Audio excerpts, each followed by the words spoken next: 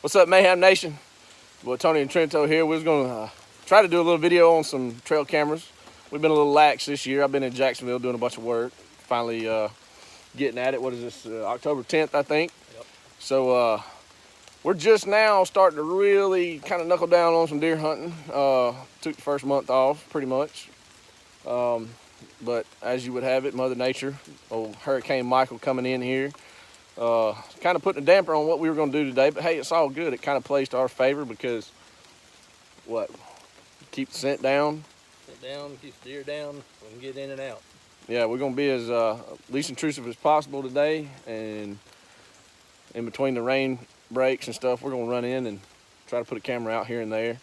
We're going to show you what works for us. It ain't got to be how you got to do it. Everybody's got their own way, but we just want to show you guys what we do. Matter of fact, you're going to see several different ways of how we do cameras. That's exactly right, because we got a couple of different ones we're going to put out. We're going to put some up high, some down low. It just all depends on where it's at and what we're trying to cover. So y'all stay tuned.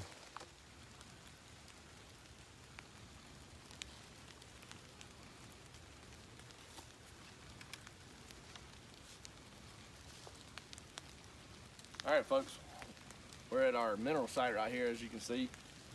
This is a place that we really like to keep a camera more for just keeping inventory. We do have a stand here. We hardly ever hunt it because you've got to have a west wind. It's something we just don't get here. But we've got bedding areas all around here. They come in and out. They come through here going to and from bedding and feeding.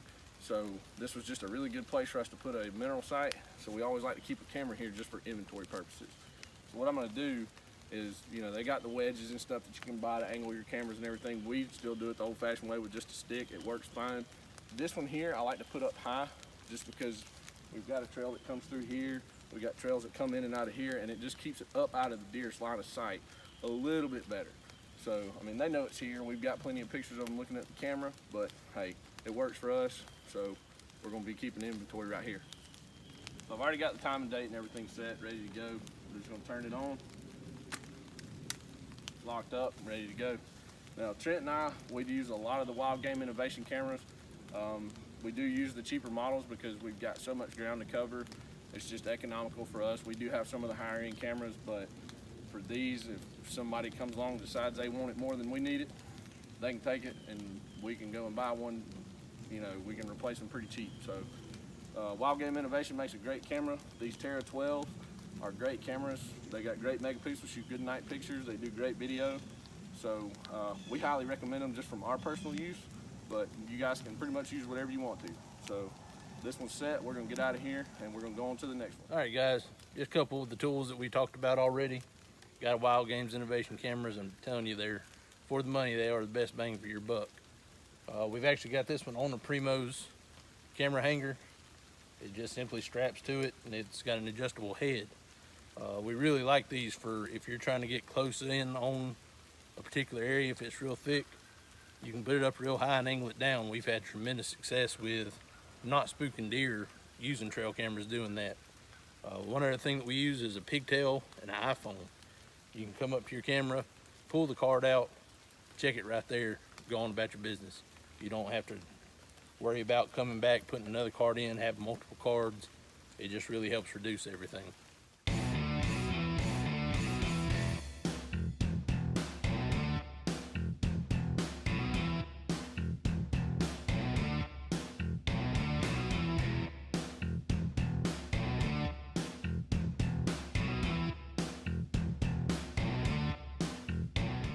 All right, guys, so this spot here used to be a really good spot. There's actually a couple of old roads that come through here. I just recently had to come in here with a front end loader and clean them out. What I'm doing with this camera, because of the elevation change in here so much, the deer are actually still going to be lower than the camera, so I want to make sure it trips when they come through. And we're trying to cover 3 different roads right here. So I want it low so that it gets any deer walking this way, any coming this way, and any coming straight at it or going away from it. So this is, again, one of those places where we're not going to angle this one. The tree is perfect right where it needs to be. So this one's going to try to cover 3 roads that they like to use, just old logging roads. As you can tell, there's an old deer stand here. It's always been a good place to hunt. So we're going to see what's coming through here and see if we can't go ahead and start making a plan for November. All right, guys, so we talked about putting cameras up high, putting cameras down low, using brackets, using the bungees with sticks behind them. One of the other reasons why we like the Wild Game Innovation cameras, especially the Terra models, is they do come with the ability to put a cinch strap on them.